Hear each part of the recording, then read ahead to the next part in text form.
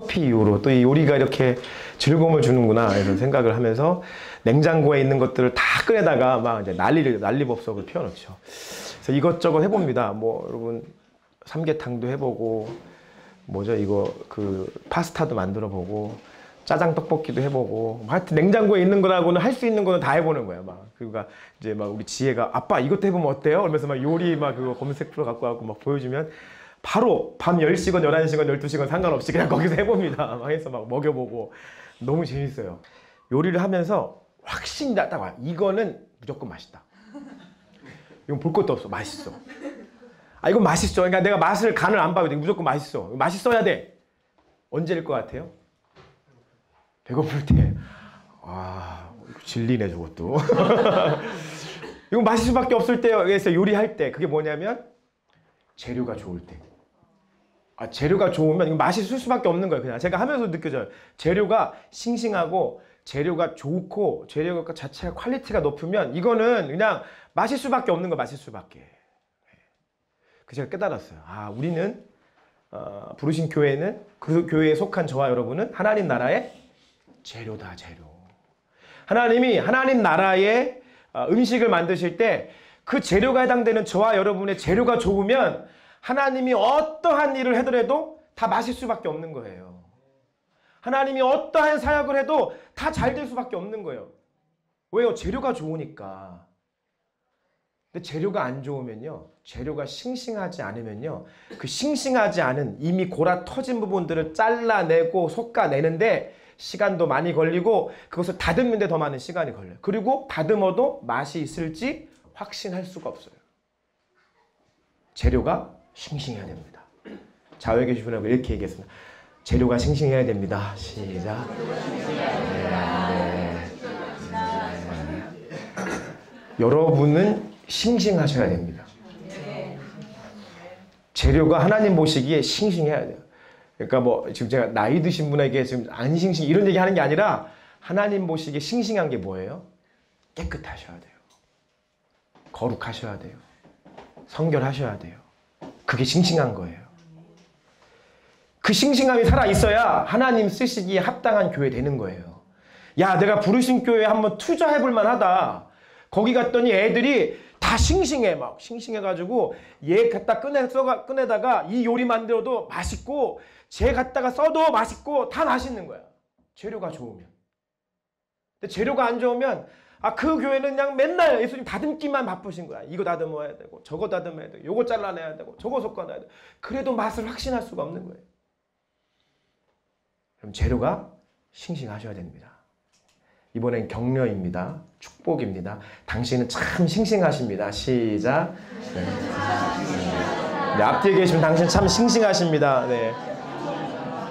네. 여러분 재료가 싱싱해야 되는데 그 싱싱하심을 사실 주시는 분은 누구시냐면 우리 주 예수님이십니다. 지난주 우리가 첫 번째 부르심 교회 첫 번째 말씀으로 하나님이 주신 귀한 양식은 자유였습니다. 자유. 그 자유는 무슨 자유라고 말씀드렸냐면 구속의 자유라. 구속의 자유. 그 부부가 결혼하기 전에 연애를 합니다. 연애를 하기 전에는 자기가 마음대로 할 수 있어요. 그죠? 연애할 때는 내가 이 여자가 마음에 안 들면 내가 이 남자가 마음에 안 들면 헤어지면 돼요. 아무 문제 없어요. 그냥 헤어지면 끝날 수 있어요. 그런데 결혼하는 순간 어떻게 되는 겁니까? 나는 그 여자에게 내가 구속되는 것입니다. 결혼하는 그 순간 나는 그 남자에게 구속되는 것입니다. 내가 결혼하기 전에는 내가 지금 만나고 있는 이 사람보다 더 좋은 사람이 있다고 생각하면 그 사람 만날 수 있죠. 자유가 있으니까. 그러나 결혼하는 그 순간 우리는 명확한 계약의 관계에 들어가는 것입니다. 그 계약 관계에 들어가면 어떻게 되는 거예요? 그것은 구속되는 거예요. 그런데 그 구속이 나쁜 구속이 아니라 무슨 구속이에요? 자유를 주는 구속이에요. 우리는 예수 그리스도와 함께 결혼한 사이예요. 예수님과 결혼했기 때문에 결혼하기 전에는 내가 마음대로 살았지만 결혼하고 난 다음에는 나는 당연히 예수님께 구속된 삶을 사는 것입니다. 예수님께 구속됐을 때 그 예수 안에 있을 때 누려지는 자유, 그 자유는 세상이 주는 자유와 같지 않습니다. 그 자유가 여러분에게 기쁨이 되시길 예수님을 축복합니다. 그래서 그 자유 안에서 누려지는 그래서 우리 남성회가 우리 토요일 날 저 청계산을 이렇게 올라가잖아요. 남성들 이게 청계산을 막 그 올라갔다 오면서 전날부터 전야제를 여기서 하면서 루미큐브를 하는데 막 새벽 몇 시까지 했나 막 하면서 남자 칙칙한 남자 한 4-5명 모여가지고 막 떼굴떼굴 부르면서 얼마나 재밌게 놀았는지 모르겠어요. 이게 무슨 자유입니까? 예수님 안에서 구속된 구속 안에서 누려진 자유. 이거 될성 쉽습니까? 보통 남자 5명 모이면 뭐 해야 돼요? 밖에 나가서 뭐 술 마시든지 술 마시고 1차, 2차, 3차 뭐 그 버닝썬 뭐 이런 데 다니고 뭐 이런 거죠. 이게 보통 남자들이 하는 거예요. 세상 사람들이 취하는 쾌락입니다. 그러니까 예수님 안에서 구속의 자유를 누리지 못하는 남자 만나면 그렇게 되는 거예요. 근데 예수님의 구속의 자유를 누리는 남자를 만나면 안전해요. 교회 와서 루미큐브 하면서 새벽까지 밤을 설 수 있는. 이게 구속의 자유예요. 구속의 자유. 자매들도 크게 뜨고 다니세요. 한 번 아차 실수하면 끝나는 거야. 그래서 너무 웃겨요. 갔다 와서 막 또 신기하게 또 올라가는 중에 또 하나님이 미세먼지를 그 순간에 또 이렇게 쫙 해줘가지고 갔더니 막 그 청계산 밑자락에서 이미 막 알록달록해. 이미 막 알록달록하게 다들 그 등산 잠바 입고 와가지고 막 사람들이 막 젊은 사람부터 하고 다 해가지고 막 커플도 있고 막 해서 막 쭉 올라가는 거야. 추리닝, 아주 추리한 추리닝 입고 온 사람은 우리밖에 없어. 5명. 올라가면서 막 투덜투덜 아니 이런 산 올라가면서 무슨 지팡이를 들고 와? 막 이러면서 투덜투덜 올라가는 거죠. 이렇게 올라갔다 오고 하여튼 너무 재밌고 뭘 해도 재밌는 구속의 자유. 할렐루야. 여러분 그 구속의 자유를 여러분에게 드리고 싶습니다. 구속되십시오. 그 안에서 누리시면 됩니다. 세상이 넓어 보이세요? 제가 말씀드렸잖아요. 비교할 수 없어요. 어떻게 세상하고 하나님하고 비교가 돼요? 하나님 우주보다 크신데 착각하는 거죠. 우리 너무 착각 속에 살아가요. 세상에서 주는 자유가 훨씬 커 보이고 세상에서 주는 자유가 훨씬 자유롭게 보이고 세상에서 주는 자유가 훨씬 더 쾌락 있게 보이지만 비교할 수 없습니다. 그 안에 들어가면 구속되면 그 안에서 누릴 수 있는 자유는 비교할 수 없는 자유입니다. 그 자유가 여러분의 자유 되시길 예수님으로 축복합니다. 그래서 사단은 자꾸 야 하나님으로부터 자유해라고 자꾸 얘기하는 거예요. 하나님으로부터 자유해. 네가 누릴 자유는 하나님으로부터의 자유야. 그렇게 사단이 계속해서 속삭이는 것이죠. 제가 지난주 그 자유에 대한 말씀들을 다시 한번 또 기억하면서 오늘 본문의 말씀을 보면서 내가 속해 있는 이 나라에서 주는 자유는 무엇일까 생각을 좀 해봤어요. 그러면서 제가 한번 인터넷 한번 쭉 뒤져보니까 이렇게 좀 볼 수가 있어요. 먼저는 여러분 대한민국 국민으로서 해야 할 마땅한 의무가 있죠. 4대 의무가 있어요. 4대 의무. 첫 번째 의무가 뭐예요? 국방의 의무가 있어요. 남자들 다 국방의 의무 하셨죠? 국방의 의무 당연히 해야 돼요. 두 번째 무슨 의무가 있어요? 납세의 의무가 있어요. 세 번째 무슨 의무가 있어요? 교육의 의무가 있어요. 네 번째 무슨 의무가 있어요? 선거? 의무. 네 번째 의무는 근로의 의무가 있어요. 근로.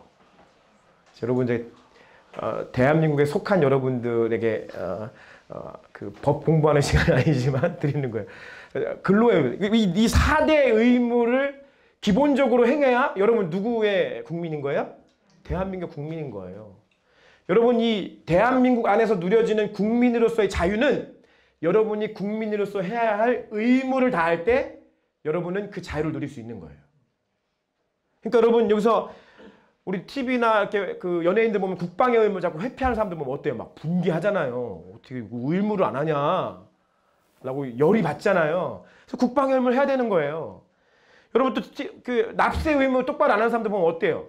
즉 불이하게 납세를 안 하면은 대한민국 국민으로서 납세의 의무를 지키지 않은 거니까 우리가 분개하잖아요. 가끔 TV를 보면 부모가 애들 교육을 안 시켜. 학교를 안 보내. 그리고 막 그런 사람 대부분 뭐예요? 애들 때리고 폭력을 가하죠. 그런 사람들 보면 좀 분개를 하잖아요. 왜? 교육의 의무를 해야 되는 거니까. 그리고 근로의 의무를 다해야 되는 것이죠. 대한민국 국민이라면 대한민국 안에서 국가를 위해서 또 자기 자신의 삶을 위해서 근로 의무를 다해야 되는 것입니다. 그리고 4대 의무는 아니지만 대한민국 헌법에 나와 있는 의무가 있어요. 그게 뭔지 아세요? 요즘에 굉장히 중요하죠. 환경 보호전의 의무가 있습니다.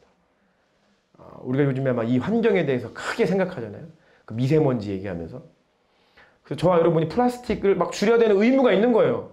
그건 우리 헌법에 있는 거예요. 환경을 보존해야 되는 우리의 의무 사항인 거예요. 이 나라 이 땅의 국토를 깨끗하게 해야 되는 의무가 있는 것이죠. 마지막 가루는 뭘까요? 공공복리 적합의무. 이게 뭔 뜻인가 했거든요. 재산권 공공복리 적합의무예요. 재산권, 여러분 혹시 재산이 있으세요?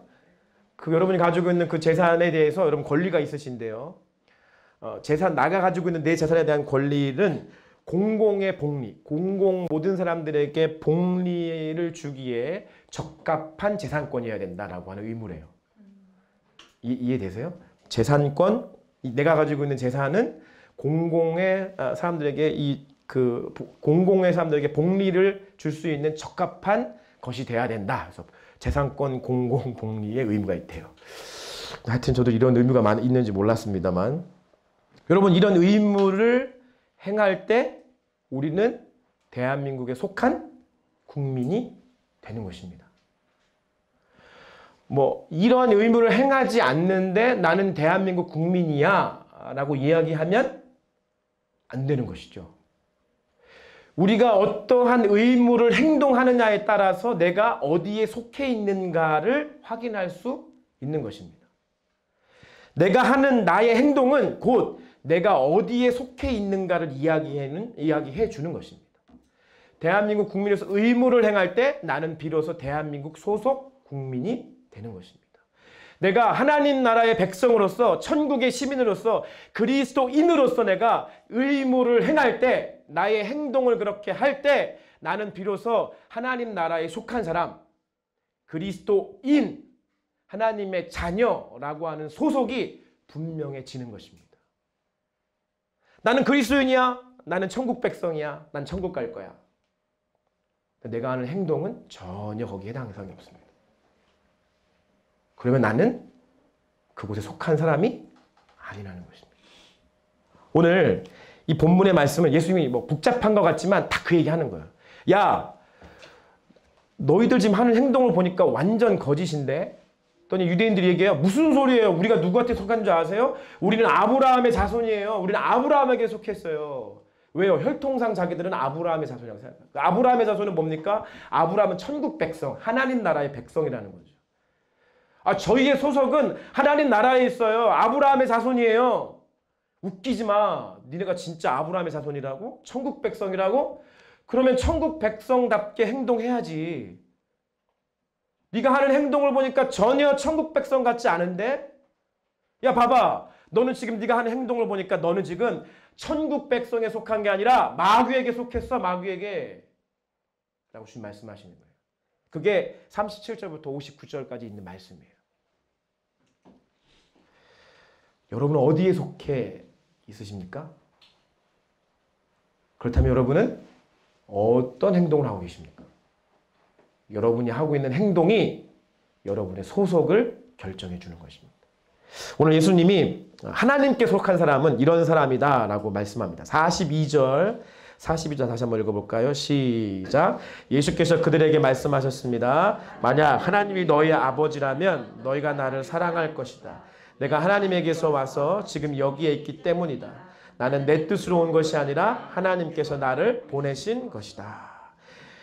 예수님, 하나님께 속한 사람은 어떤 사람이냐고 얘기하냐면 예수님을 사랑하는 사람이라는 거예요. 여러분 예수님 사랑하십니까? 여러분 진짜 예수님 사랑하세요? 제가 말씀 준비해서 제가 계속 되뇌어 봤어요. 내가 예수님 사랑하고 있나?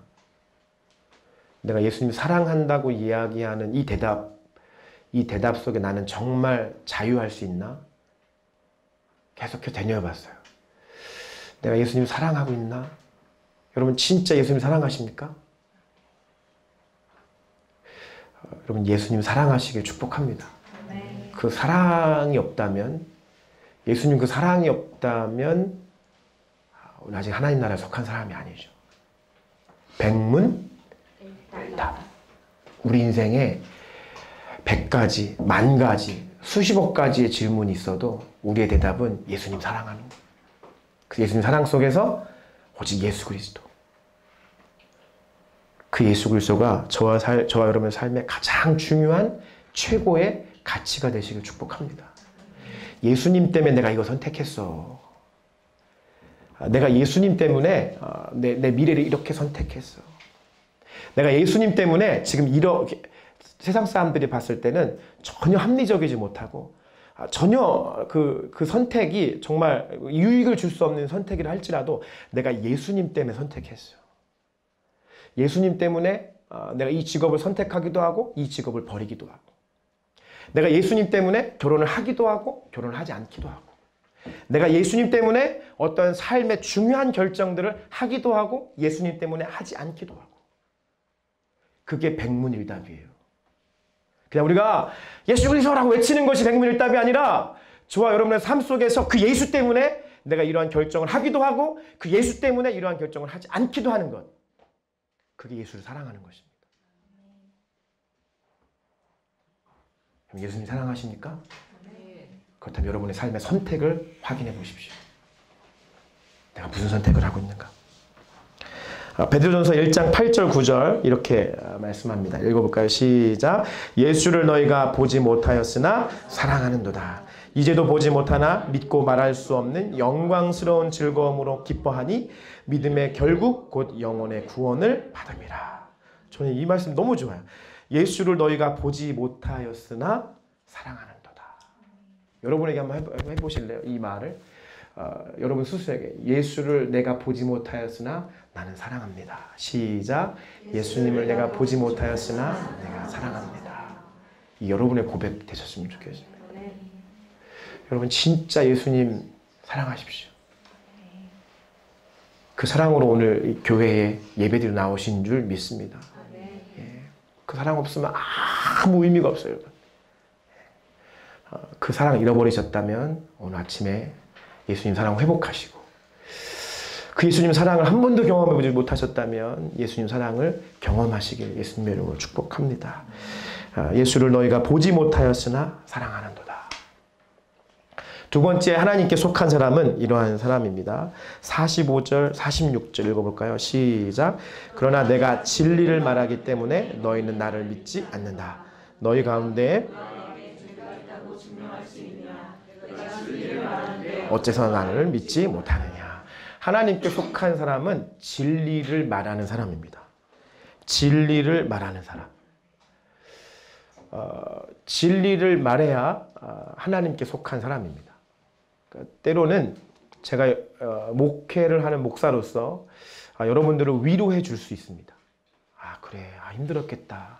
그래, 내가 이해해. 맞아, 그럴 수밖에 없었겠네. 저 이해는 되네. 그런데 여기에서만 제가 여러분을 위로하는 차원에서 얘기한다면 저는 가짜 목사입니다. 여러분에게 진짜를 얘기해 줄 수 있어야 돼요. 그런데 그것은 맞지 않는 거야. 그것은 틀렸어. 야, 네가 가지고 있는 그 기준은 틀렸어. 그 기준을 살아간다면 너는 예수를 믿음으로, 사랑으로 삶의 선택을 한 것이 아니야. 옳은 것을 옳다고 얘기할 수 있어야 되고, 그른 것을 그렇다라고 얘기할 수 있는 그것이 바로 진리를 말하는 것입니다. 그 기준은 뭐라고요? 예수 그리스도. 예수님을 기준으로 하여서 그것이 옳은 것이냐 그른 것이냐를 명확하게 판단하고 진리를 이해하게 할 수 있어야 됩니다. 왜냐하면 내 안에 진리의 영이신 성령님이 계시기 때문에 우리가 하는 마음과 생각은 항상 성령님에 사로잡혀 있기 때문에 우리는 진리를 말할 수밖에 없는 것입니다. 내 마음 안에 하나님의 거룩의 영, 진리의 영이신 성령님이 계시면 우리의 마음과 생각은 항상 진리의 마음을 갖고 진리의 생각을 하고 그다음에 진리의 말을 하고 진리의 행동을 해야 되는 것입니다. 그것이 성령님을 모시고 사는 사람들의 삶의 스타일인 것입니다. 여러분 안에 성령님 계십니까? 오랜만에 한번 인사해야겠네요. 제 안에 성령님 계십니다. 시작. 자외 계십니까? 당신 안에 성령님 계십니다. 여러분 안에 성령님 계시면 진리를 말하십시오. 잘못된 것은 잘못됐다고 말하십시오. 저는 이 세대를 제가 읽고 이 세대를 해석할 때 기준이 너무나 모호한 세대예요. 근데 이것이 그리스도인들에게도 진리가 너무 모호한 세상을 살고 있어요. 진리가 모호하니까 타협을 잘하죠. 좀 위험한 발언이긴 한데 저는 가톨릭에 대한 그렇게 좋은 인상은 없습니다. 가톨릭 목사님 뭐 여러 가지 있죠. 저게 타협하고 얘기할 수는 있어요. 그러나 가톨릭에 대해서 제가 크게 그 긍정적인 얘기를 하지 않는 가장 대표적인 이유는 뭐냐면 가톨릭은 진리를 타협을 잘합니다. 진리에 대한 타협을. 그러니까 불교랑 갖다 놓고 얘기를 해도 뭐 얘기는 할 수 있어야 되는데 타협을 잘해. 유교를 갖다 놓고 얘기해도 타협을 잘해. 모슬렘하고 갖다 놔도 타협을 잘해. 동성애라고 하는 이슈를 갖다 놔도 교황이 가서 타협을 잘해. 여러분, 타협을 잘하는 것이 진리가 될 수 있습니까? 타협하는 것은 진리가 아니에요. 근데 사람들이 왜 세상은 예수를 그렇게 미워할까요? 타협하지 않는 신앙이 예수를 믿는 신앙이기 때문에 세상은 역사 안에서 보면 기독교를 그렇게 싫어하는 사람들이 항상 있어요. 항상. 항상 교회를 싫어하고 항상 예수를 싫어하는 집단은 항상 있습니다. 왜요? 진리를 타협하지 않으니까 그래요. 그 진리 대신 예수 그리스도를 타협하지 않으니까 그래요. 그 진리 대신 예수 그리스도를 기준으로 선택하는 것을 타협하지 않으니까 세상은 예수를 미워하는 것이고 그 예수를 따르는 그리스도인들을 미워하게 되어 있어요. 예수님 말씀하시잖아요. 세상은 너희를 미워하게 될 거야. 그럼 진리를 타협하는 것이 어떻게 진리가 될 수 있겠습니까? 진리를 타협하는 그리스도인이 어떻게 그리스도인이 될 수가 있겠습니까? 진리를 타협하지 마십시오. 진리에서 벗어나는 것이라면 진리라고 이야기하십시오. 진리에서 벗어나는 것이라면 잘못된 것이라고 이야기하십시오. 그리고 올바른 진리의 선택을 하시는 저와 여러분 되시길 예수 그리스도의 이름으로 축복합니다. 세 번째 하나님께 속한 사람은 하나님의 말씀을 듣는 사람입니다. 듣는 사람. 예수님께서 이렇게 말씀하셨어요. 신명기에 있는 말씀을 가지고 이렇게 말씀하셨습니다. 마가복음 12장 29절 시작. 예수께서 대답하시되 첫째는 이것이니 이스라엘아 들으라 주 곧 우리 하나님은 유일한 주시라. 할렐루야. 이스라엘아 들으라. 사랑하는 나의 아들아, 사랑하는 나의 딸들아 들어라. 하나님 그는 유일하신 주님이시다. 쉐마 이스라엘. 들어라. 하나님의 말씀을 들어라. 이스라엘 백성들아 들어라. 그리고 유일하신 그 하나님을 첫째 사랑하라 라고 말씀하시는 것이 가장 율법의 첫째되고 큰 계명이라고 예수님께서 말씀하시는 장면인 것입니다.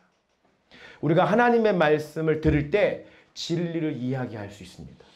우리가 하나님의 말씀을 들을 때 그 말씀을 아멘으로 화답할 때 진리의 영이신 예수 그리스도께서 우리 안에 내주하시고 거하실 수 있습니다. 시작은 말씀을 듣는 거예요. 여러분 말씀 듣는 것을 사모하시길 예수님을 축복합니다. 때로는 이렇게 설교, 이렇게 주일 예배 시간에 말씀을 선포하는 시간에 여러분 말씀을 들으실 수 있고요. 여러분의 개인의 자리에서 말씀을 계속해서 성경을 붙잡고 씨름하고 묵상하고 그 묵상한 대로 내가 살기 위해서 삶에서 그렇게 치열하게 싸워 나갈 때 우리는 비로소 말씀을 듣는 자가 되는 것입니다. 계속 우리 교회에 하나님 자꾸 이 말씀 얘기해요. 그래서 이번 주 한 주 동안 여러분 그 성경 여기 써 있죠. 그 뭐죠? 어디가 생장점이 터지는 성경 일독학교. 네. 구약반을 이제 다다음 주 수요일부터 수요일 저녁에 그 유일한 강사 한 분을 저희가 섭외해서 아주 따끈따끈하고 네. 아주 명강사분을 섭외했습니다. 전민숙 집사님이시라고. 네. 생장점이 터지는 성경이 읽어진다고는 다릅니다. 성경이 읽어지네. 헐 성경이 읽어지네. 그 성경이 읽어지네에 그 전문인 강사 그 과정을 우수한 성적으로 수료하시고 졸업하신 우리 전민수 집사님 이제 첫 번째 사역을 이제 말씀 사역을 시작하죠. 다다음 주 수요일 날 구약 편부터 시작할 거예요. 구약. 그래서 여기에서 수요일 저녁 8시부터 10시까지 할 거고요. 여기 오실 수 있는 분들 오시고 못 오시는 분들 다 뭐 이렇게 저희가 상황이 있기 때문에 그 인터넷으로 유튜브로 이렇게 실시간 하고 또 교회 유튜브 홈페이지 유튜브에다가 올려놓을 거예요. 여기에 못 오시는 분들은 그걸 들으셨는지 안 들으셨는지를 확인하기 위해서 레포트를 제출하게 하고 뭐 이런 식의 시스템을 가질 겁니다. 여러분, 말씀은 의지예요, 의지. 그러니까 여러분이 의지를 가지시고 합당하게 하셔야 돼요. 우리 비전 웨이브에 해당되시는 분들은 다 하실 줄 믿습니다. 네.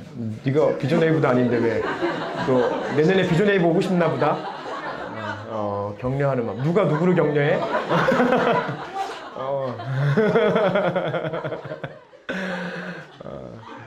그래서 우리 어른들은 말씀으로 세워주셔야 돼요. 어른들 아멘 하셔야지 이럴 때. 그러니까 아직까지 내가 살아가면서 평생 성경 일독을 제대로 해본 적이 없다. 부끄러운지 아시고 말씀 일독하시기 위해서 그냥 일독하는 게 아니라 정말 하나하나를 어떻게 이 성경을 이해하고 생장점이 탕 터질 수 있는, 그래서 헐 성경이 읽어지네로 갈 수 있도록 네, 이거를 여러분 하셔야 돼요. 그래서 많이 신청하십시오. 할렐루야. 네, 교재비 1만 원 여러분 가져가시고 교재비만 딱 있습니다. 10,000원 다니시고 교재 13,000원짜리죠, 집사님? 13,000원짜리 10,000원에 드리는 이런 그게 어디 있습니까? 30%. 그래서 받으시고 이를 악물고 하십시오. 이를 악물고. 제가 몇 대를 나누어서 할 거예요. 이렇게 그룹을 묶어가지고 구약 성경부터 전반기 때 하고 후반기 때 신약 성경 편 할 거예요. 여러분 성경 읽기를 다 신청하시고 하나님 말씀 속에서 내가 하나님 음성을 듣겠다, 하나님 말씀을 듣겠다라고 하는 그 간절한 마음을 가지고 도전하십시오. 하루에 1시간씩만 떼어놓으면 돼요. 1시간씩. 내가 하루에 1시간씩 성경 말씀 읽는데 1시간씩만 떼어놓는다. 여러분 드라마 보고 다른 거 하는 거 딱 내려놓고 1시간씩만 하시면 돼요. 1시간씩. 그렇게 하시면 성경 읽도 같이 하실 수 있습니다. 제가 말씀드렸죠. 성경 2독은 해야 어깨에 하나씩 올라간다고, 이렇게 어깨에 힘줄 수 있다고. 그래서 올해 하나님 말씀을 듣기 위해서 열심히 저와 여러분이 참여하시기를 예수님으로 축복합니다. 이렇게 하나님께 속한 사람들이 있어요. 이렇게 하나님께 속한 사람들은 예수님을 사랑하는 사람. 그래서 예수님이 사랑하는 그 사랑의 관점으로 백문일답하는 사람이고요. 그리고 진리를 말하는 사람이고요. 그리고 하나님의 말씀을 듣는 사람이에요. 그래서 이런 사람들에게는 그 진리 속에서 타협함이 없는 사람들인 것이죠. 그러나 마귀에게 속한 사람은 어떤 사람입니까? 오늘 예수님께서 말씀하세요. 야, 내가 너희를 보니까 너희는 마귀에게 속했어. 왜냐하면 너희들이 하는 행동이 하나같이 마귀의 자녀거든. 내가 너희들이 하는 행동을 보니까 하나같이 마귀의 자녀야. 첫 번째가 뭐냐면 너희들은 살인자야. 그러는 거예요. 저희가 살인자라고요? 아니, 여러분, 마귀의 습성은, 마귀의 행동은 무조건 살인이에요. 그러니까 어떻게 해서든지 하나님의 사람들, 이 세상에 있는 모든 사람들을 살인하게 만드는, 조장하는 자가 마귀예요. 그래서 살인하는 사람들은 다 마귀에게 속한 거예요. 저는 한 번도 여기에 범죄를 저지른, 아니죠. 주님이 보시는 관점은 저와 여러분이 생각하는 관점은 너무 다르죠. 요한일서 말씀 우리에게 살인하는 사람은 이런 사람이라고 이야기합니다. 시작. 그 형제를 미워하는 자마다 살인하는 자니 살인하는 자마다 영생이 그 속에 거하지 아니하는 것을 너희가 아는 바라. 그 형제를 미워하는 자마다 뭐하는 자래요? 살인하는 자래요. 그럼 미워하는 것이 곧 살인이라는 거예요. 마귀에게 속한 사람은 살인하는 자인데 여러분 잘 현실감이 안 오면 다시 이야기하면 마귀에게 속한 사람은 누군가를 미워하는 사람이에요. 여러분 안에 미워함이 있으십니까? 미움이 있으십니까? 그 미움이 여러분을 살인자로 만드는 것입니다. 너무나 심각한 거예요. 미움은 누군가를 살인하는 행위인데요. 동시에 미움은 여러분을 죽이는 행위입니다. 자살행위라는 거예요. 자살행위. 여러분 누군가를 극심히 미워해 본 적이 있으십니까? 누군가를 정말 미워해 보신 적 있으세요? 정말 미워해 보셨다면 누구야? 나야? 난 줄 알았네. 누군가를 정말 미워하면 내가 그 사람을 미워하기 때문에 하는 나의 행동으로 인해서 그 사람을 살인하고요. 동시에 그 사람을 미워하고 살인하는 중에 나 스스로를 죽이는 것입니다. 나를 죽이는 거예요, 나를. 미움은 너무나 무서운 것입니다. 미움은 마귀에게 여러분의 삶을 송두리째 내어줄 수 있는 통로가 되는 것입니다. 성경은 우리에게 분명히 진리로 말씀하십니다. 살인하는 자, 미워하는 자마다 살인하는 자니 살인하는 자마다 영생이 그 속에 거하지 아니하는 것을 너희가 알아라. 너희가 알고 있잖아. 뭐예요? 미워하면 구원 못 받는다는 거예요. 누구를 미워하면 구원받지 못합니다. 놔주십시오. 용서하십시오. 사랑하십시오. 결정하십시오. 용서하십시오. 뭐 용서했다고 해서 막 오늘 당장에 막 그 사람한테 막 전화해가지고 막 나 너 용서했어 이러라는 거 아니에요. 여러분의 마음 속에서 그 사람을 향한 미움과 그 사람을 향한 여러분의 그 좋지 않은 그 죽음의 감정을 놓는 것입니다. 놔 버리셔야 돼요. 누군가를 미워하는 것은 누군가를 살인하는 것입니다. 여러분 진짜 여러분 제가 예수 그리스도 이름으로 여러분을 아주 강하게 권면합니다. 미움 보시. 그 사람의 잘못, 그 사람의 죄는 미워해도 그 사람은 미워하지 마십시오. 그 죄는 미워해도 그 사람은 미워하지 마십시오. 왜냐하면 그것은 여러분이 죽는 길이기 때문에 그래요. 미움을 악을 악으로 갚지 말고 악을 선으로 갚으십시오. 그럴 때 저와 여러분의 영혼이 살 수 있습니다. 여러분 저도 인간인지라 누군가를 미워하는 마음이 막 확 들 때가 있어요. 그게 제 안에 있는 죄의 본성에서부터 확 올라오는 감정이에요. 아우, 제 안에 썩어질 그 성질이죠, 성질. 아유, 저걸 그냥 막 올라오죠. 확 올라옵니다. 그럴 때 악을 악으로 갚지 말고 악을 뭘로 갚으라고요? 선을 갚으면 기도하는 거예요. 주님, 그 사람이 잘 되기를 소망합니다. 나를 이렇게 막 힘들게 했지만 그 사람이 아직 예수님 만나지 않은 사람이고 온전하게 거듭나지 않은 사람이라서 제가 이해합니다. 그 사람의 잘못은 잘못이지만 그 사람이 예수님 믿고 잘 되기를 소망합니다. 그냥 축복하세요.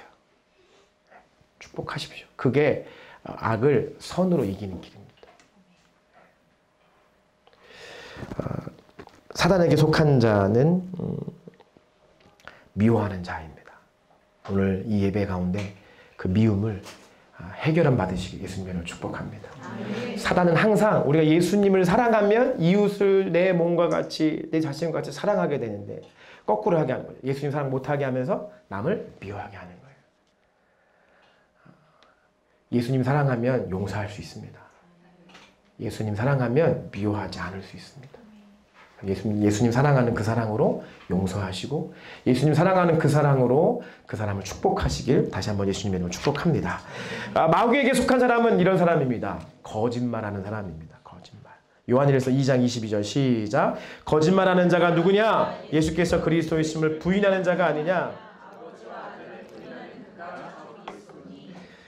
성경에서 말하는 거짓말은 다른 거짓말, 저와 여러분이 하는 그런 차원의 거짓말을 뛰어넘는 거짓말인데요. 그 거짓말은 뭐냐면 예수를 부인하는 거짓말입니다.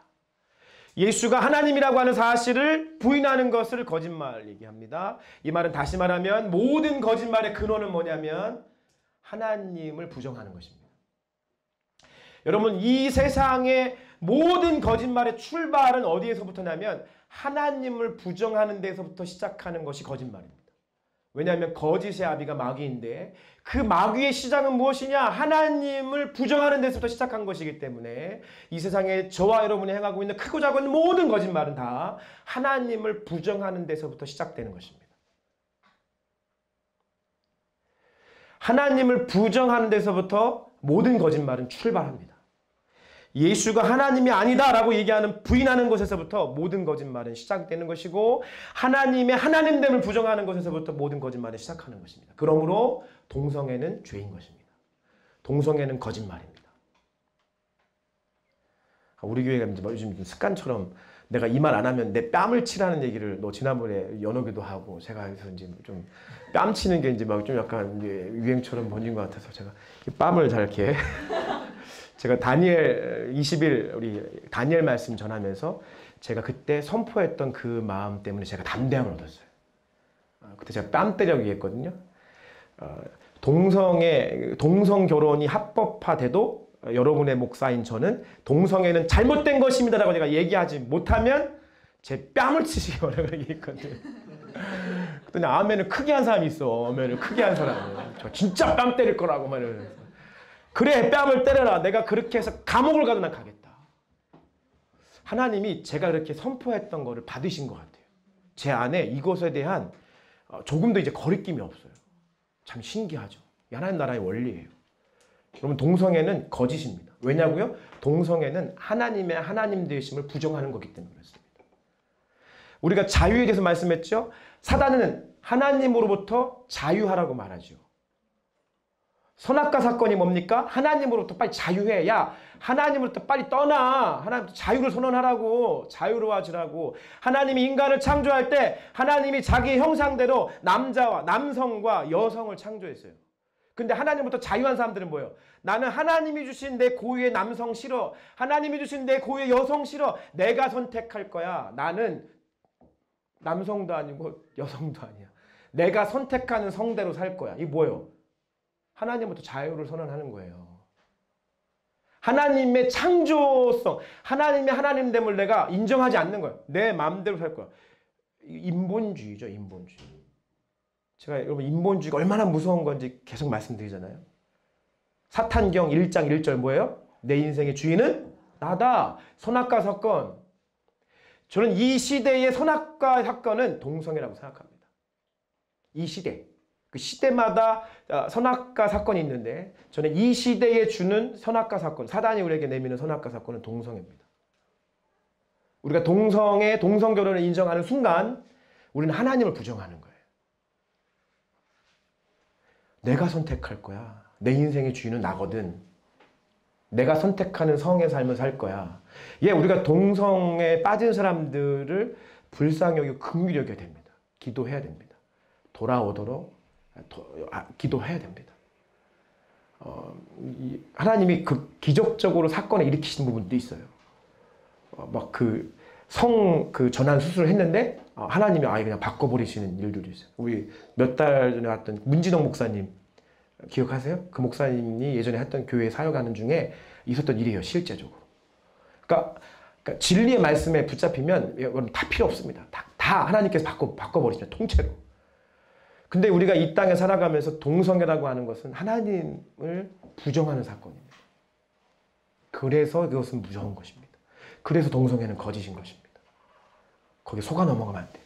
그러니까 지혜롭게 대처해야 되죠. 그러니까 저는 그게 참 아쉽습니다. 지혜롭게 대처하지 못하는 우리의 미숙함이 있어요. 그것은 참 안타까운 일이에요. 그렇다고 해서 동성애 자체를 옹호하는 것은 아닙니다. 잘못된 것을 잘못됐다고 이야기할 수 있어요. 그 기준은 뭐라고요? 예수님. 그렇기 때문에 잘못된 것입니다. 거짓말의 모든 시작은 하나님을 부정하는 데서부터, 예수를 부정하는 데서부터 시작되는 것이 모든 거짓말의 시작입니다. 그래서 여러분에게 세 가지 권면을 드리고 싶습니다. 로마서 14장 13절 시작. 그런즉 우리는 다시는 서로 비판하지 말고 도리어 부딪힐 것이나 거칠 것을 형제 앞에 두지 아니하도록 주의하라. 주의하십시오. 자유에 계시면 선포하겠습니다. 주의합시다. 주의하십시오. 무엇을 주의해야 됩니까? 서로 비판하지 말고 내가 이 사람 참 내가 같이 교회 오랫동안 다녔고 신앙생활 오래 했는데 참 밉상이야. 걔는 그렇게 내가 교회를 같이 다녔는데 너무 밉상이야. 그렇게 비판하지 마시고 점검해 보시고 주의해 보셔. 혹여나 그 사람이 나에게 미운 행동을 할 수밖에 없게 내가 그 사람 앞에 갖다 놓은 것은 없나. 부딪힐 것이나 거칠 것을 내가 그 사람에게 먼저 행동하진 않았나. 얘가 나를 오해하도록 내가 뭔가를 갖다 놓진 않았나. 이 사람이 나에게 부정적인 생각들을 갖도록 내가 뭔가를 갖다 놓고 거칠 것을 갖다 놓진 않았는가. 주의해 보십시오. 그 미움의 시작이 그 사람으로부터가 아니라 혹시 나로부터 시작된 것은 아닌가 점검해 보시라는 거예요. 주의하십시오. 두 번째, 히브리서 13장 7절 시작. 하나님의 말씀을 너희에게 일러주고 너희를 인도하던 자들을 생각하며 따라합시다. 믿음을 본받으라. 서로 본받으시길 축복합니다. 좌우 앞뒤에 계신 분에게 또 선포할게요. 저는 당신을 본받고 싶어요. 시작. 네. 그런 사람들이 진짜 할 수 있는 인사 한번 더 할게요. 저는 당신이 필요합니다. 우리가 금요일마다 우리 그리스도의 모험에 대해서 말씀 나누면서 이번 주에 우리 각자 우리 부르신 교회에서 역할은 뭐냐 이제 이런 거 서로 막 나누었거든요. 오늘 웨이브 모임 하시면서 제가 단체 카톡방에 올려놨었죠. 각자 역할이 있어요. 어떤 사람은 손이 되기도 하고 어떤 사람은 발이 되기도 하고 어떤 사람은 우리 교회 간이 되기도 하고 어떤 사람은 우리 교회 위가 되기도 하고 너무 재밌어요. 표현을 해보면 해볼수록 참 재밌는 거예요. 저는 뭐라고 얘기했어요? 저는 우리 교회 목이라고. 우리 교회 목사님 목. 연결해주는 목. 목사여서 목. 연결해줘서 목. 어떤 사람은 감각적인 그래서 감각이 되기도 하고 그 감각의 감성이 되기도 하고 어떤 사람은 사랑이 되기도 하고 어떤 사람은 따뜻함이 되기도 하고 각자 역할이 다 있습니다. 하나님이 이 부르신 교회로 저와 여러분 부르셨다면 한 명도 빠짐없이 각자의 부르신 대로 살아가는 것이 있습니다. 각자 하나님의 부르심을 이야기해주고 축복해주세요. 거기에는 단점이 보일 수 있어요. 그러나 그거는 단점으로 최소화시키고 하나님 부르신 그 부르심을 보시는 거예요. 야, 우리 교회 너가 오면 그렇게 기뻐지더라. 그래서 서로 각자의 역할을 인정하고 각자의 부르심을 우리가 확인하기 시작하면 우리는 비로소 그 부르심에 합당하게 행동하는 그 사람을 보고 본받을 수 있는 마음이 생기는 것입니다. 당신은 우리에게 너무 꼭 필요한 사람이네요. 본받고 싶다고. 본받을 마음들이 생기는 거예요. 아울러서 저는 여러분들이 특별히 이곳에 계신 우리 어르신들이 우리 교회의 어른으로서 좋은 우리 교회의 신앙의 롤 모델이 되시기를 예수님을 축복합니다. 아멘. 네. 그런 데는 욕심을 정말 가지세요. 이 시대는 롤 모델이 필요한 시대입니다. 저는 사역의 제 그 초점 중에 사역의 어떤 스킬 중에 하나는 롤 모델입니다.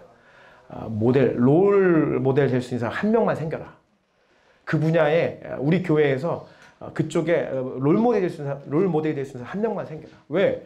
실제 그 사람을 보고 따라가면 되니까. 본받고 따라가면 되니까.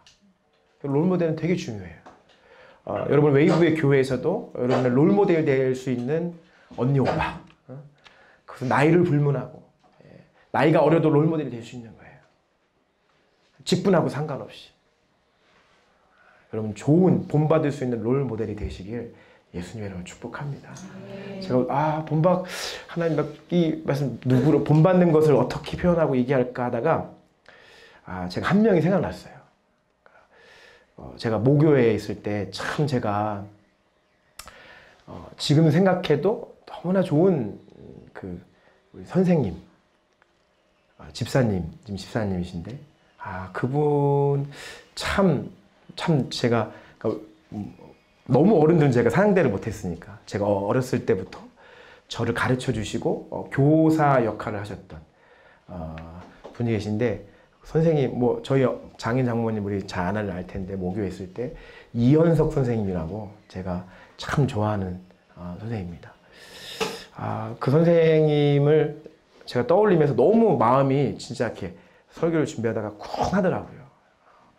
그 선생님이 제 중고등부 때 저희 선생님이셨는데 그 선생님이 지금은 이제 멀리 떨어져 계시고 근데 그때 당시 제가 기억해 보면 그렇게 가정적으로 좋은 환경이 아니었어요. 참 공부도 잘하셨는데 그 넉넉하지 않은 그런 환경 속에서 또 브로큰 가정 그 경험한 상황 속에서 제가 지금 생각하면 참 성실히 사시고 참 믿음의 본을 참 잘 보이셨다.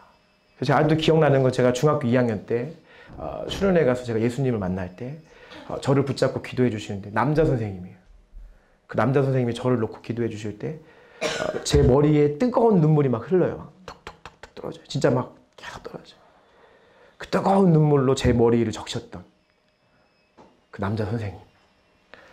그 남성 애들이 제가 이렇게 모여가지고 막 떼굴떼굴 부르며 놀랐다 하잖아요. 그분이 저랑 같이 그렇게 아주 학생들하고 같이 집에도 초대하고 탁구도 치고 축구도 다니고 흐트러지면 삶의 어떤 위기의 순간이 있을 때 교회에서 작정기도 하면서 철학기도 하던 모습을 보여주고